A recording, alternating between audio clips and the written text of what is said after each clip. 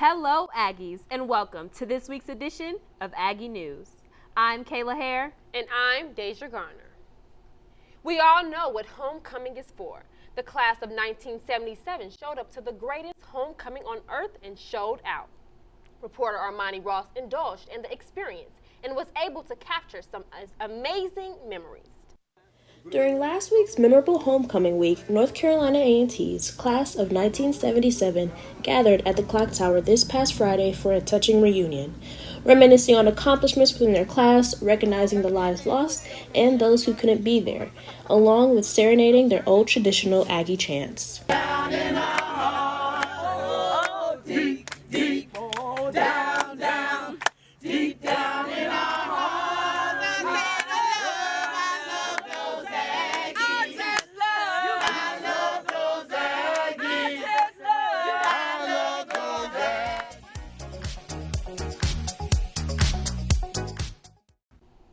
The Israel and Hamas war is taking a toll on the world, but most importantly, students on North Carolina A&T's campus are expressing themselves. Here is what reporter Deja Gardner found out. Israel's new stage of the war causes vandalization across A&T's campus due to enraged Palestinian protesters. On November 2nd, graffiti and vandalization was seen around A&T's recreation center. It was written, "Free Palestine." A&T student who chooses to stay anonymous continues to express the pain for Palestine while disagreeing with the acts of vandalizing school's property. I obviously feel like vandalism isn't really a solution for anything. Messing up property and all of that is not the way to go to get a message across. But on the other side, I do feel like it is important to recognize that people do feel very emotional about the current events. I feel like they may feel as though that this is the only way they can really get their message out. The Israel war did not only impact A&T's campus, but filled the streets of West Wendover. Many citizens believe protests can go for a good cause, but also need strategic planning. My only hope is just that they maybe can use it in a way that both won't get them in trouble and won't muddy the message, and also will be more receptive towards all people involved. As the numbers in deaths and injuries increase day by day, Palestinian protesters continue to fight for the war to end. Deja Garner reporting in Greensboro, Aggie News. Ohio has now become the 7th state to protect reproductive rights. In a decisive move, voters have endorsed a constitutional amendment granting access to abortion. This milestone marks a triumph for abortion rights and advocates, especially in the wake of the U.S. Supreme Court's decision to overturn Roe v. Wade last year. The passage of Ballot Measure 1 prevents health providers in Ohio from restricting abortion access before the 22nd week mark. Ohio has also become the 24th state to legalize recreational marijuana after voting approved a ballot measure for its legalization. Issues 2 yes votes allow people aged 21 and older in the state to be able to grow, sell, and use marijuana under a regulation and tax program imposed by the state. The measure takes effect in 30 days. Those that supported the measure campaigned on the premise of the regulating marijuana like alcohol. Attention all moviegoers and TV watchers. Boy, do we have some good news for you. After nearly 4 months, the historic SAG-AFTRA strike has ended as of Thursday. Reached an agreement with major film and television studios. Although the full details of the deal has not yet been disclosed, members can expect a pay raise, increased job security, and streaming bonuses. I don't know about you, but I'm so excited that Hollywood has in store. Exonerated Central Park 5 member Yusef Salaam won a seat in the New York City Council this past Tuesday. This comes decades after he was wrongly imprisoned in an infamous rape case. Salaam won his primary elections in a landslide and will represent a central Harlem district on the city council. Last week, a massive wave of cold air swept across the nation, giving us our first major Arctic blast of the season. The strong front brought some of the coldest temperatures in months for many across the country, as well as snow for northern and central regions. These frigid temperatures reached states early on, like Wyoming and Montana, which were already experiencing heavy snow and deep freeze conditions, while the other half of the U.S. enjoyed unreasonably warm 80-degree days. The sudden shift in air temperature was caused by disruptions in the polar vortex, way up over the North Pole.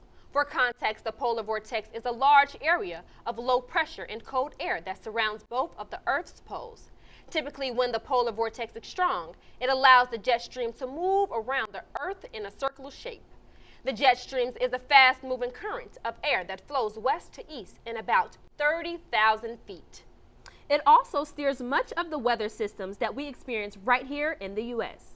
When the polar vortex goes through a period of weakening, the jet stream becomes less defined, which allows the low pressure up north to break off. Without a strong low pressure system to keep the vortex organized, the jet stream can't maintain its regular path and will start to send cooler air down into the U.S. Luckily, that frigid air moved out quickly, once again giving us summer-like temperatures and beautiful weather this week. Here is meteorologist Grant Coleman to tell us how soon we will see cooler temps again.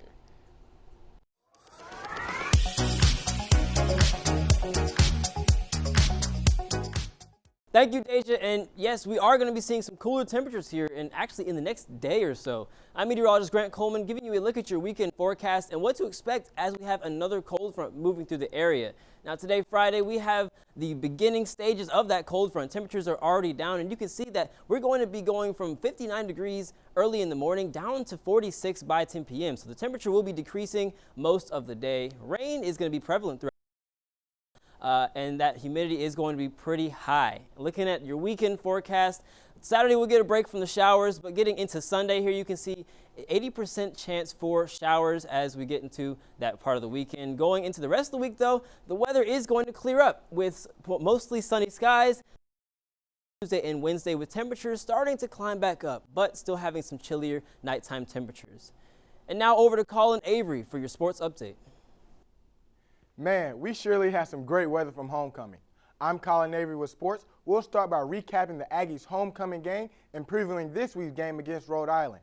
Then, a new basketball season tipped off for our men's and women's. Also, the Shop Uninterrupted stopped by for a live recording. We'll take a look how that event went down.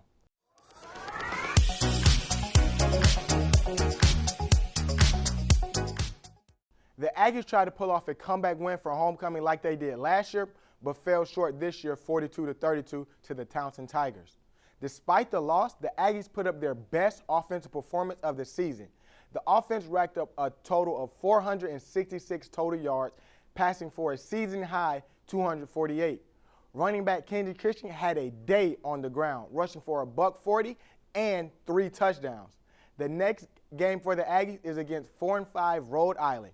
Our Aggies look to grab that second win of the season. From one season to another, basketball season has tipped off for our both men's and women's. Our Lady Aggies fell to the University of Georgia 71-59. A 6-point third quarter is where the Aggies fell behind and wasn't able to catch up from that point on. The next game for our Lady Aggies will be today against Guilford College and Club Corbett at 7 p.m. Let's give the ladies a warm welcome for the home opener. Our men's basketball team started their 2023 and 2024 campaign under new head coach Monty Ross. It's safe to say it wasn't the start they were looking for. They got beat 100-52 by the Pittsburgh Panthers. They struggled throughout the game, only shooting 27% and scoring 15 points in the first half. They play crosstown rival UNCG for their next game. Also today, this game will be played in the Greensboro Coliseum at 7 p.m. Lakers superstar LeBron James and business partner teamed up with Toyota, AT&T Dream in Black, Twix, Taco Bell to bring their show, the show Uninterrupted, to our campus. Our university was the final stop, and here's how the event went. The award-winning show, The Shop Uninterrupted, stopped by Harrison Auditorium at North Carolina A&T for events and a live show. Before the show got underway, there were events out in the Village Quad for students to enjoy. Toyota showcased one of their newest 2024 SUV models, A barbershop was set up for students who wanted a haircut during homecoming. Oh, and did I mention it was free? There was a barbershop-like setup with A&T apparel with jackets, rugs, bags, flags, where you could take pictures or boomerangs in. Students got to play on a mini hoop to challenge friends and any others who wanted to play. Majority of the students stood in line for a free shirt. There was choices of scissors, drums, and a megaphone to be heat pressed on the shirt and memories you could keep forever. AT&T had a room section filled with A&T clothing and inspirational quotes. For the show itself, it was a packed out show and hosted by our very own Jess Mikey, who introduced Mav Carter and Paul Rivera, co-creators of the show. Before the show went live, they invited out 3 special guests: a fellow Aggie famous comedian Darren Brand, actor Aldous Hodge, Olympic medal winning Ibtihaj Muhammad. For the full show, it will air on December 8th on their YouTube channel. Community reporter Deja Williams found a new spot to check out on your free time, especially if you love comic books. Let's take a look at what she found. Hold on to your capes, Aggies. Acme Comics is bringing your favorite superheroes to your local community. They had their grand opening on October 28th on South Davie Street. With a selection of over 100,000 back issues dating back to the 1980s and a variety of vintage comics from the 40s through the 70s, Acme Comics takes on downtown Greensboro with a new location. Established in 1983, Acme Comics is the oldest and largest comic book store in the Triad area. In addition to new comics, they have a vast selection of paperback and hardback collections as well as graphic novels. 2023 being our 40th year in operation, we want to do something really big, and we've been cooking up this idea of a second location for a while, and it was the time to make it happen. Not only will you find your childhood favorites like Marvel and DC, but you'll also find works from a variety of publishers such as Image Comics, Dark Horse Comics, and Oni Press. Students and educators can get 10% off with a valid ID on all purchases. Whether you're modifying your free subscription list, searching for that coveted vintage back issue, or just asking questions as a comic newcomer, the staff is ready to help you. This is Deja Williams, reporting for Aggie News. I might have to check that out myself. Thanks, Deja. To stay caught up with Aggie News content, follow us on Instagram at NCAT Student News and download the app in our bio. That's all for today's show. I'm Colin Avery. Thank you for watching this week's edition of Aggie News.